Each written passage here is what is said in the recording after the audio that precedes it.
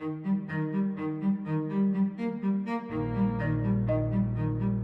in search of a sustainable development trajectory for the planet.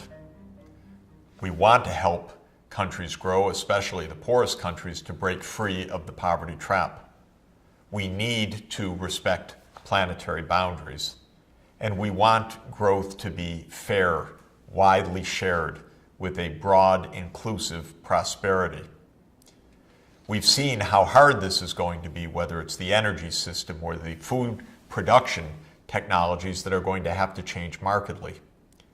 But a big part of the challenge, the extent of the challenge, the ability to meet sustainable development, will depend on the future of population dynamics. The more people there are on the planet, the more mouths to feed, the more challenges there will be to reconcile the economic objectives of rising living standards per person multiplied by a larger number of people and respecting the planetary boundaries. And so facing the question of population is key.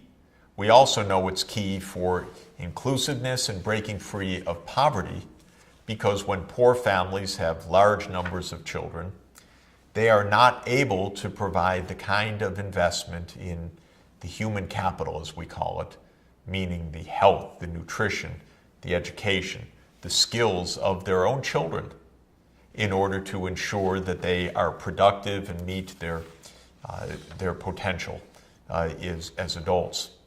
And so reducing the fertility rates voluntarily, respecting human rights and family desires to levels that are low enough to foresee a stabilization, even a gradual decline of today's large population, or the one that we will have on the planet in the future, will make it easier to achieve the other aspects of sustainable development as well: social inclusion, ending extreme poverty, and, of course, as I'm emphasizing, respecting the planetary boundaries. So where do we stand? Well, if we go back to Thomas Robert Malthus in 1798, a world of 800 to 900 million people, and he warned us, be careful, populations will grow. They have grown, maybe by a factor of 9 or 10 since Malthus gave us that famous warning, to 7.2 billion today. And that 7.2 billion today is up from around 2.5 billion people in the middle of the 20th century. You're looking at a very pertinent set of scenarios, 4 of them shown here, produced by the United Nations Population Division. Notice that the solid line shows the actual change of population from 2.5 billion to 7.2 billion between 1950 and 2010. And then the 4 lines diverge depending essentially on alternative assumptions about fertility rates out to the end of the 21st century, to the year 2100. What are these 4 scenarios? The medium scenario shown here, it's the one that is third from the top on the right-hand side, reaching about 10.8 billion people in the year 2100, is called the medium fertility scenario of the UN Population Division. It's the one that we tend to look to as something like a continuation of current trends. That scenario shows us having an increase of another 3.6 billion people between now and the end of the century. What an enormous increase. That's the middle scenario. Now at the top is something unthinkable, unimaginable, but very interesting for us. Suppose fertility rates do not come down at all, and for each age and each country in the world, the age-specific childbearing tendencies continue into the future without reduction. Well, simply running the clock forward based on the current fertility rates, the world population would soar well past 20 billion, 25 billion. In fact, by 2100, it would be 28.6 billion, 4 times higher than now. Impossible. The Earth couldn't manage it. But it does tell us something. It tells us that the medium scenario of the United Nations isn't exactly business as usual in a mere continuation of current trends. It builds in the assumption already of a significant decline of fertility rates in future years. Take that into account, because if those fertility rates do not come down, then 10.8 billion is going to look awfully optimistic in terms of where the population would settle, where I'm using the term optimism to mean keeping it on the lower side so that we can envision realistically sustainable development. A constant fertility rate continuing exactly what's happening right now, 28 billion people. The next line down is what's called the high fertility rate.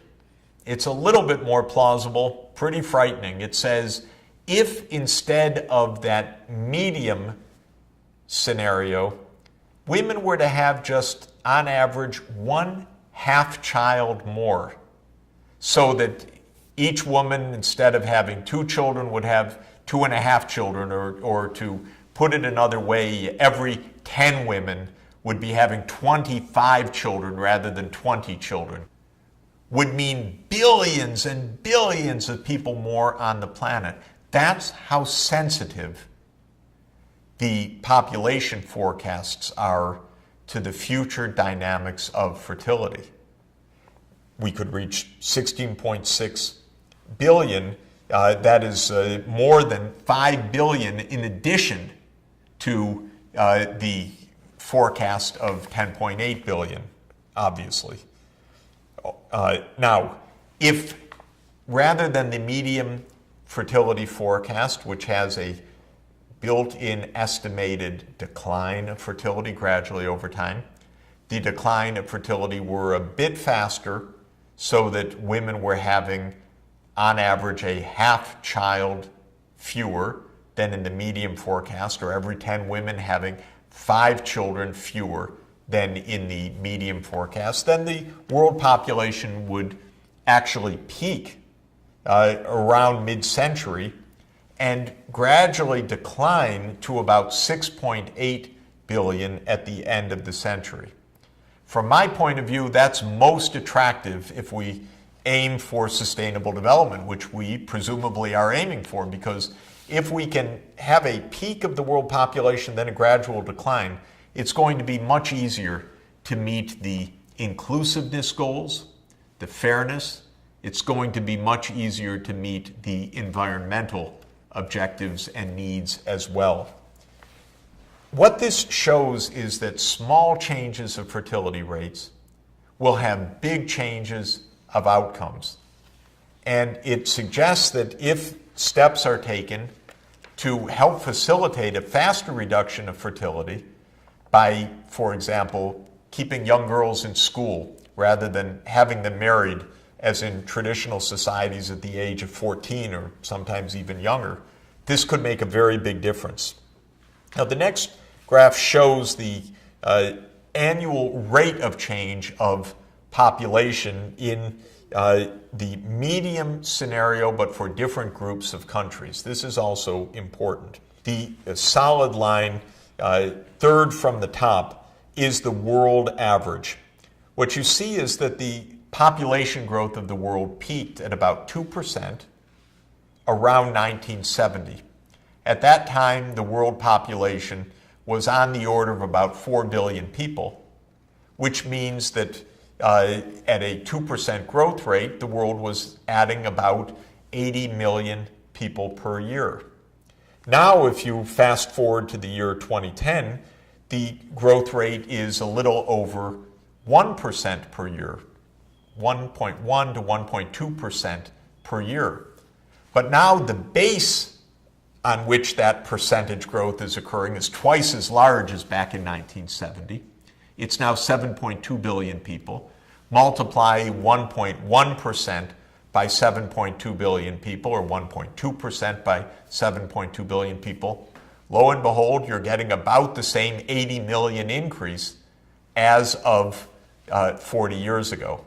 This says that the proportionate growth rate of population has slowed, but the absolute numbers, the arithmetic increase year by year, remains around 75 to 80 million people added to the world's population each year. In the medium scenario, that growth rate tends to decline. It declines to almost zero by the end of the century because fertility rates basically come down to replacement. Replacement fertility rate means that each mother has two children. One is a daughter, one is a son. Each mother is replacing herself with a daughter who will become the mother of the next generation, and keeping the numbers, therefore, in the long term stable.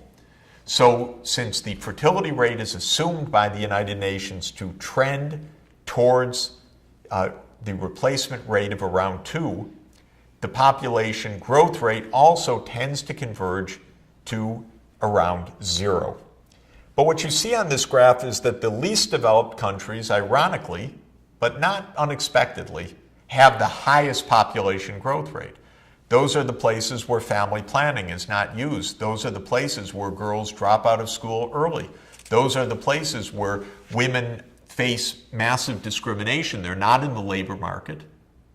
And so the opportunity cost of their time is low. They're supposed to be home having children according to the prevailing social norms, or maybe the desires of their husbands, maybe not their own desires in many places.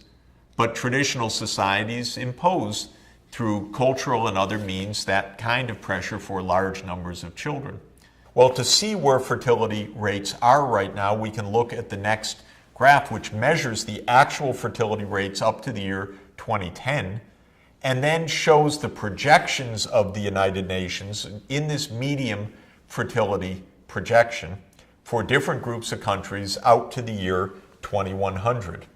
What you see is that as of 2010, the countries at the bottom of this curve, which are the more developed or the developed regions of the world, are already below replacement rate. If they continue with that fertility rate for another couple of generations, the population size will begin to decline in the high-income world. The highest fertility rates in the curve at the very top of this picture are the least developed countries, whereas in 2010, still the total fertility rate is above 4. Each mother, on average, is having 2 daughters. That means the population is tending to double generation by generation because each mother is replacing herself statistically with 2 daughters who will grow up to be 2 mothers of the next generation. That's why the population growth remains so high.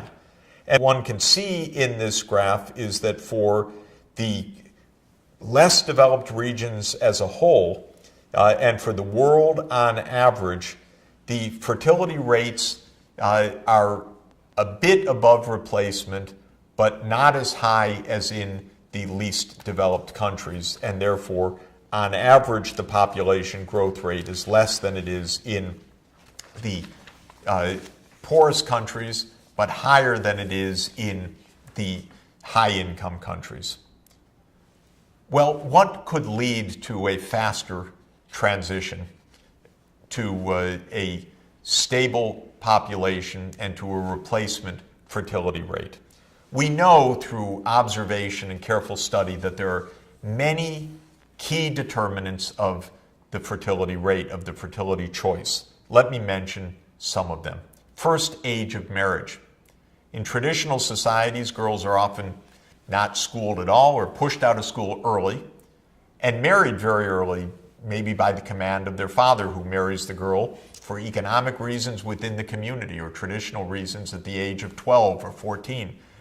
And then childbearing starts very soon thereafter.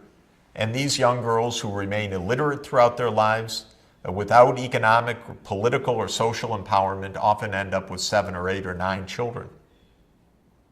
So that is one determinant. A second, obviously, is access to contraceptions and family planning. Places where contraceptives are widely available, where clinical services work, where there is good culturally sensitive advising, where women can discreetly gain access to their contraceptive desires, tend to have lower fertility rates.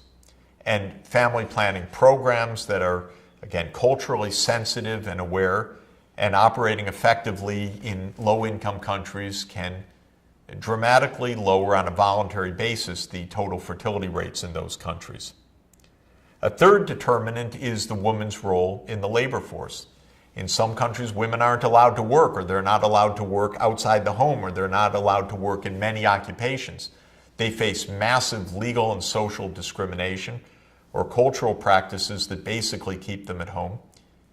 Now, raising children takes a lot of time, and therefore, if a woman is earning a living in the labor market, the cost of raising children in terms of the lost wage income can be very, very high. That means women that are in the labor force and are working and have that opportunity tend to want to have fewer children, because the opportunity cost of raising children is really quite high in terms of lost income.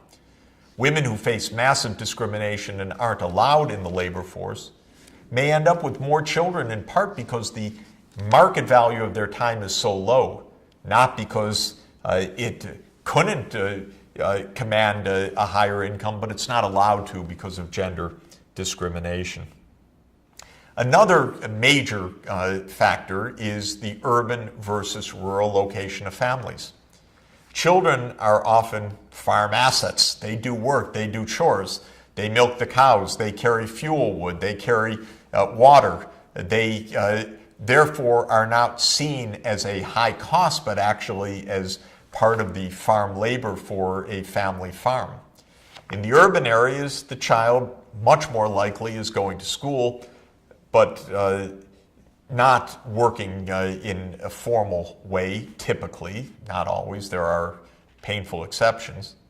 But this means that on average, families in rural areas see the cost of raising children to be lower because they see even young children being economic inputs to the household production, whereas that's not the case in urban areas. When families move to urban areas, their fertility rates come down. Child survival is another key determinant. If it's with the good reliability that the children will survive, families choose to have fewer children. If there's worry about whether children are going to survive, many risk-averse households will have many, many children to compensate for the expectation that some of the children will die. So one of the keys to a quick voluntary reduction of fertility is to help keep children alive, good public health, good health facilities in the local community. The legality of abortion also plays an evident, quite significant role statistically. Different societies have different views, but those that have legalized abortion tend to have lower observed fertility rates than those where abortion is illegal, still often undertaken, sometimes in very, very dangerous conditions. But where abortion is legalized, fertility rates tend to be lower. The public leadership plays a big difference because these are culturally determined phenomena in some places in traditional societies. When families were on the farm, when children were dying in large numbers, the cultural norms were have as many children as possible. But when conditions change, children are surviving, families are in urban areas, children need to be educated, farm sizes have already shrunk, ecological burdens are high, and you want a lower fertility rate as a result by giving the options and awareness to households. Then the political leadership saying, you know, for your good, your farm size has shrunk, you're trying to help raise children with good education, have fewer children. The political leadership and the public awareness can play a huge role, as of course do the role models that people see. One of the things sociologists have found is that when television sets come into a poor rural area, fertility rates tend to come down. The hypothesis, at least, is that people are observing on their television shows, in their sitcoms and in their soap operas, families with fewer children. And in the rural areas, that's giving the idea that there's only one son or daughter, or maybe 2 children, not 6 or 8. And that changes the social norms as well. This is a big deal for us. The dynamics of the world will look very different if the world population reaches 11 billion at the end of the century versus stabilizing and even falling gradually below 7 billion. The latter would be much easier from the point of view of quality of life, income per capita, and environmental sustainability. And there's good reason to believe it would be the preferred choice of households if they have access to family planning, education for their girls, child survival, jobs, and an absence of discrimination for women. Provide those conditions, most likely households will absolutely take the opportunity on a voluntary basis for a sharp reduction of fertility rates, helping to move the world more quickly to a peaking and stabilization and then gradual decline of the world population thereafter.